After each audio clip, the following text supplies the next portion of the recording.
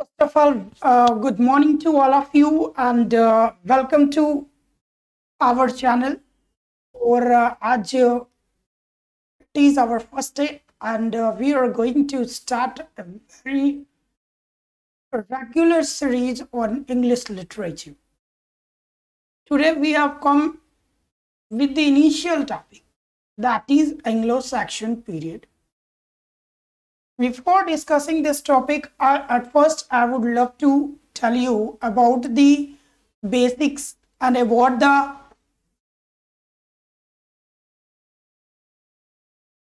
routine which would be our daily schedule for regular classes, regular routines. This is our routine in which first of all we would discuss on Monday drama. This would be from paper second and this would be the part of paper first.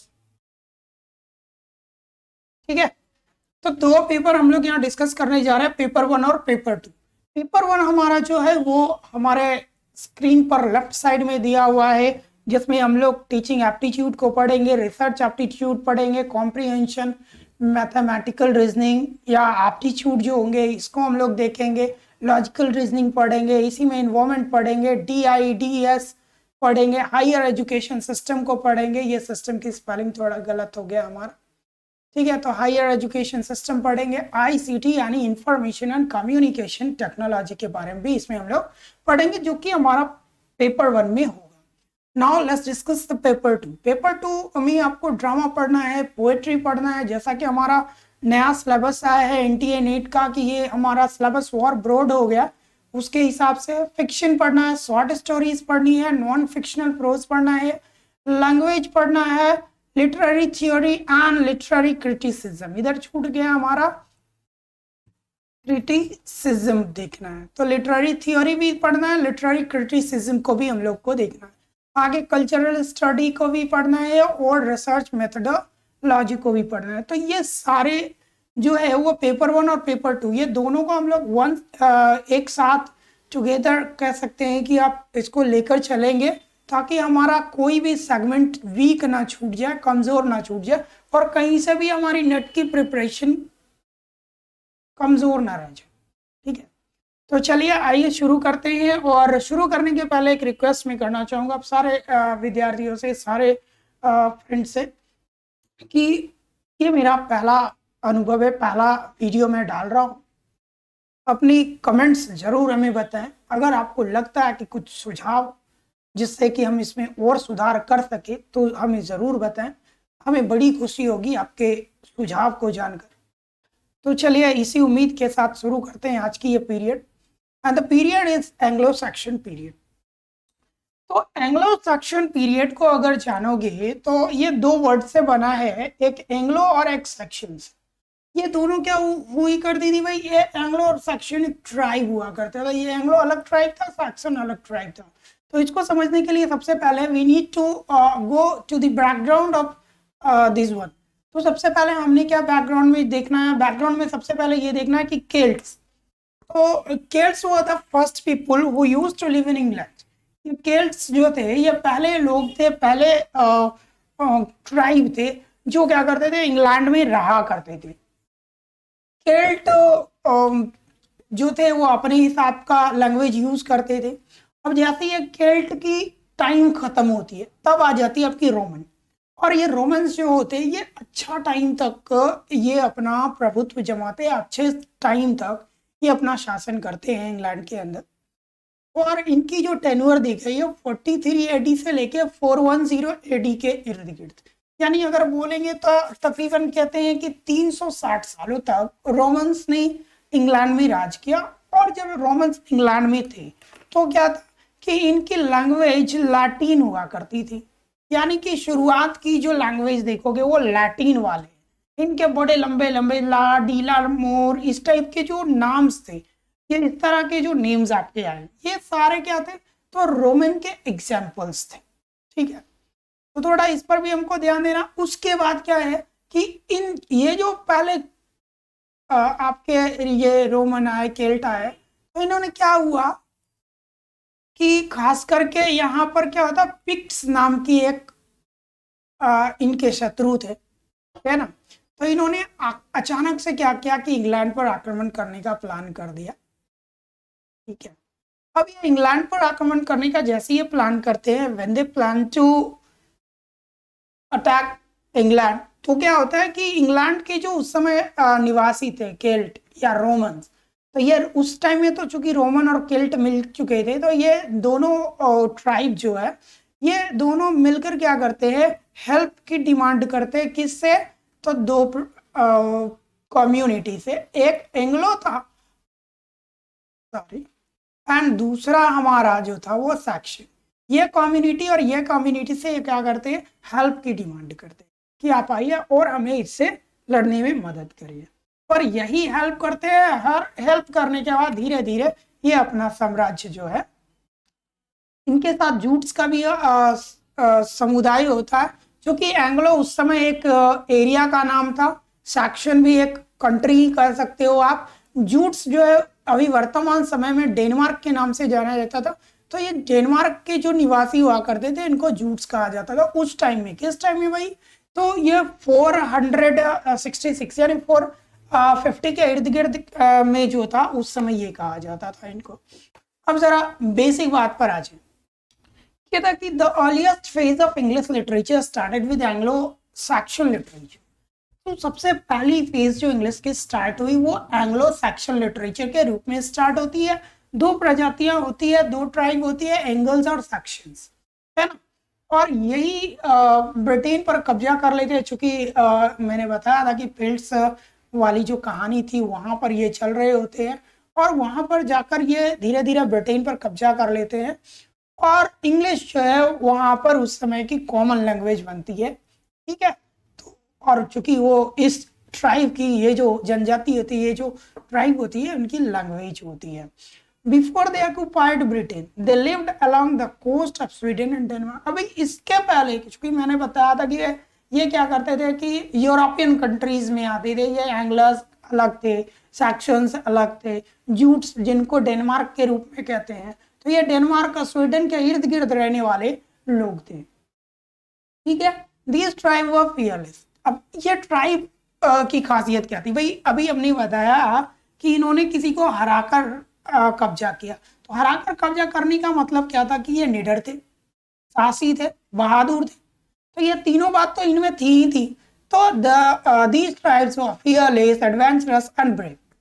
And during the later years of Roman occupation of Britain, they kept British coast in terror. अब ये अपना अलग पहचान देने लगे। Like other nations, they sang at their feast about battle, gods, and their ancestral heroes, and some of their chiefs were also bards. Bards उस time में क्या होता था कि क्या कहते हैं, सम्मानीय व्यक्ति के रूप में माना जाता था बार्ड्स को। It was in this song of release and, ये सब तो छोड़ दो, ये बहुत इंपॉर्टेंट नहीं है। इस पीरियड में हुआ क्या था? तो ये एंग्लो सैक्सन पीरियड की सबसे बड़ी बात जो हुई थी, इसी टाइम में आपके चार्टर बन रहे थे, नियम बन रहे थे, और उसको लागू भी किया जा रहा था। ठीक है, इसके बाद क्या था कि टर्म एंग्लो सैक्सन जो है वो यूज क्यों हुआ था भाई? क्योंकि इनकी अपनी लैंग्वेज थी, इनके अपने लैंग्वेज थे, और ये इसी लैंग्वेज में लिखते थे, बोलते थे। इसी लैंग्वेज को हम लोग ओल्ड इंग्लिश के नाम से जानते हैं।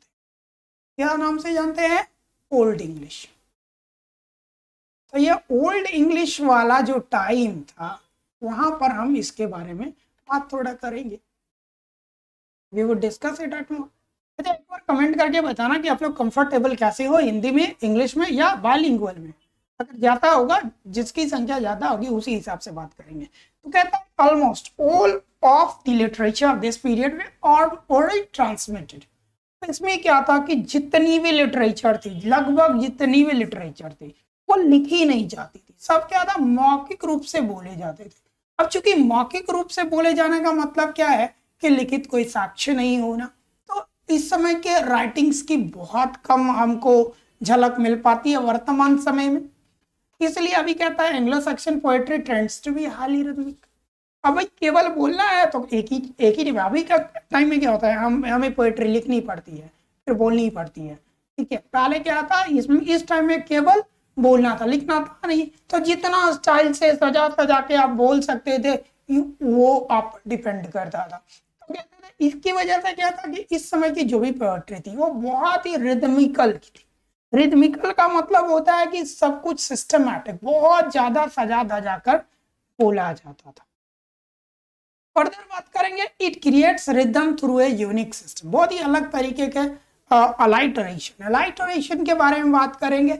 अलाइटरेशन का मतलब अगर हिंदी में बोलेंगे तो इसका हिंदी अर्थ होता है अलंकरण।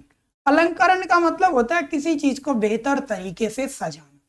तो ये क्रिएट्स करता था बहुत ही यूनिक सिस्टम के जरिए। इनका निर्माण बहुत ही यूनिक सिस्टम के जरिए हुआ था, जिसको हम लोग कहते थे कि ये अलाइट्रेशन का सिस्टम था। मतलब बहुत ही सजा धजा के, शुरुआत में इंट्रो आएगा, बीच में बॉडी आएगा, बीच में उसका एक्सप्लेनेशन एंड लास्ट में कंक्लूजन। तो एक सिस्टमैटिक वे में ये सजा हुआ था।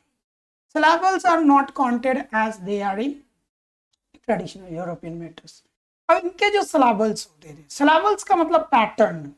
पैटर्न का मतलब अभी वो वाला पैटर्न नहीं समझना करिकुलम सिलेबस वाला, ये थोड़ा उससे डिफरेंट है। ठीक है, तोड़ तोड़ के तो ये उच्चारण में जो पैटर्न होता है ये उसके बारे में बात कर रहे हैं। तो ये जो सिलेबल्स थे इनको काउंट नहीं किया जाता था वो पुराने तरीके से, जैसे यूरोपियन मेटर्स के हिसाब से बाकी काउंट होता था वैसे इसको नहीं करते थे। इसलिए ये जो पोएट्री थी वो थोड़ा हार्शर थी, मतलब थोड़ा कठोर था, थोड़ा रफ साउंड था, थोड़ा रिदमिक साउंड था, लेकिन ऐसा साउंड था, इतनी सिस्टमैटिक थी, लगता था कि हम कोई मंत्र बोल रहे हैं। ठीक है, अक्सर हम लोग ऐसा फील करते थे उस टाइम में इस की पोएट्री को देखकर। जब हम उस टाइप की पोएट्री को गाते थे, गुनगुनाते थे, तो it feel likes we are chanting, हम लोग चैंट कर रहे हैं। Now move on to further. This is the these are some important works of this period. यहाँ पे कुछ इंपॉर्टेंट पीरियड्स के बारे में हम बात करने जा रहे हैं।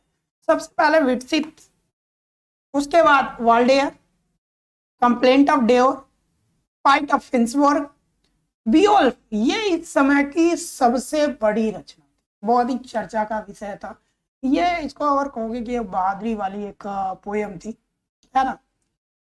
कैरेमंस, उसके बाद बीट्स डेथ, सीफरर।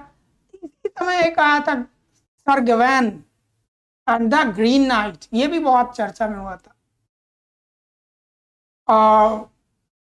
शायद ट्रायलस एंड क्राइसेड भी इस टाइम की बहुत ही चर्चित थी। तो उसके बारे में जो जो चर्चित है उस पर हम बाद में बात करेंगे, फिलहाल अभी यहीं पर रखते हैं। कैडेमंस के बारे में बात कर लेते हैं। ये इस सेंचुरी के सबसे बड़े पोएट थे, बहुत ही फेमस पोएट थे। जैसा कि मैंने बताया, इस समय जो भी चीजें की रचना हो रही थी वो कहीं ना कहीं ऑलमोस्ट आपके रिलीजियस थे, क्योंकि इस समय में क्रिश्चियन कम्युनिटी जो थे, ठीक है, इस टाइम में क्रिश्चियन कम्युनिटी की वैल्यू बहुत ज्यादा थी इंग्लैंड के अंदर। और religious writer of the time माने जाते थे कौन? कैडमन। कैडमन को रिलीजियस राइटर माना जाता था। कहा गया कि based mainly on the old testament, और उस समय की जो रचना थी सब पुरानी टेस्टामेंट पर बेस्ड थी। Basically follows the Bible. अभी जैसे मैंने बोला कि इधर क्रिश्चियनिटी की वैल्यू बहुत थी, क्रिश्चियन कम्युनिटी बहुत ज्यादा संख्या में थे, तो बाइबल का ही ओबियस है कि भाई बाइबल की ही वैल्यू बहुत ज्यादा होगी, सब लोग बाइबल को ही फॉलो करेंगे। उसके बाद इस समय में कुछ फेमस वर्क, इनके कुछ फेमस वर्क थे, एक्सोडस, डैनियल, एंड एक और था हेमन ऑफ क्रिएशन। ये बहुत ही चर्चित हुआ करता था इस टाइम में। आगे बढ़ते हैं, अगले राइटर्स के बारे में बात करेंगे। पहले एक्सोडस के बारे में बात करते हैं। Exodus deals with the Israel escape from Egypt and miraculous crossing of the Red Sea. ये एक्सोडस में जो था वो मुख्य रूप से अगर आप बात करोगे तो ये इजराइलाइट यानी इजराइल के लोग जो थे ये इजिप्ट से भाग गए, शायद कुछ ऐसा कहानी है। The miraculous crossing of the, और भागने के क्रम में इन्होंने बहुत ही अतुलनीय काम किया कि रेड सी को इन्होंने क्रॉस किया। अब ये तो डिटेल में हम बताएंगे जब छोटे छोटे चैप्टर्स को, ड्रामा या फिर हम लोग poetry, fiction, non fiction, short story, इसको जब डिटेल में बात करेंगे तो उसमें इसको लेकर डिस्कस करेंगे। डेनियल में क्या था कि जेरूसलम का फॉल था और दो सपने थे, दो व्यक्ति का सपना था, उसी की व्याख्या थी। There was nothing new. Cynewulf ये उस समय के बहुत ही चर्चित राइटर थे। इन क्यों चर्चित थे? क्योंकि इनका टेस्टामेंट न्यू था। अभी इनके पहले जो आए थे उनका टेस्टामेंट ओल्ड था।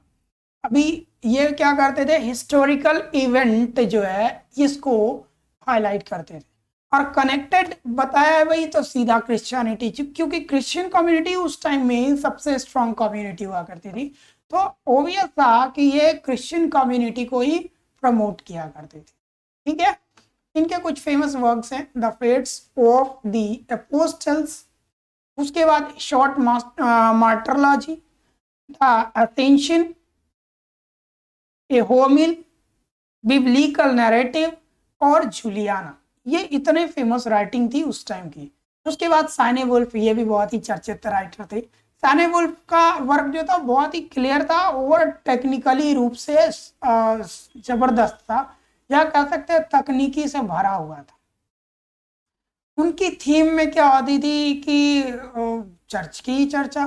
भाई सिंपल सा बात, एक बात दिमाग में बैठा लो कि इधर जितने भी ओल्ड टेस्टामेंट यानी कि ओल्ड इंग्लिश के जितने भी राइटर हुआ करते थे, सबका मुख्य थीम जो है वो आपका चर्च ही हुआ करता था, क्योंकि उस समय चर्च बहुत ही पावरफुल थे, तो सब लोग पावरफुल चीज पर ही बात करते थे।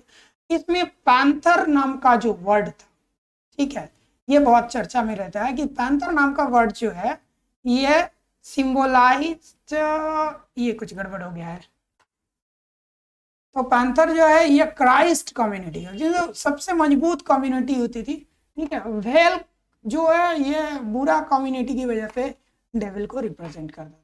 किंग अल्फ्रेड उस समय का बहुत ज़्यादा इनके भी इम्पोर्टेंस नहीं है, ट्रांसलेशन वर्क के लिए इनका नाम बहुत ज़्यादा आता था। 871 से 900 तक ये दूसरी बार शासन के लिए बैठे थे राजगद्दी पर और बहुत ही सिग्निफिकेंट रूलर थे उस समय के। जैसा कि मैंने बोला, इनका जो नाम है वो मुख्य रूप से सिर्फ ट्रांसलेशन के लिए जाना जाता है एंड नथिंग एल्स। ऐसा नहीं कि इनकी कुछ अच्छी राइटिंग्स है, राइटिंग कुछ नहीं रही है, सब कुछ का इन्होंने ट्रांसलेशन ही किया है, तो बहुत ज़्यादा इनके बारे में कुछ जानने की ज़रूरत नहीं है। Not important from the point of net. ठीक है, आप एनटीए नेट के पॉइंट ऑफ व्यू से अगर बात करोगे तो ये बहुत ज़्यादा इम्पोर्टेंट नहीं है। हाँ, अगर आप कॉलेजेस में या फिर एंट्रेंस पेपर में भी जाओगे तो भी, एंट्रेंस में भी ज़रूरत नहीं, कॉलेजेस में खास करके अगर चाहिए तो आप इसको थोड़ा देख सकते। He also translated bed church, मैंने पहले बताया इनका सर। अब इनमें खामी निकाल दिया राइटर्स सब ने कि ओरिजिनलिटी की लायक थी, और इससे ज्यादा बात ये क्या था कि खूब ज्यादा निर्देश देते थे अपने पढ़ने वाले पाठकों को, खूब निर्देश देते थे, चाहे शैक्षणिक हो, नातिक हो, इस तरह की बातों से खूब समझाया करते थे कि बाबू ऐसा नहीं करो, वैसा नहीं करो।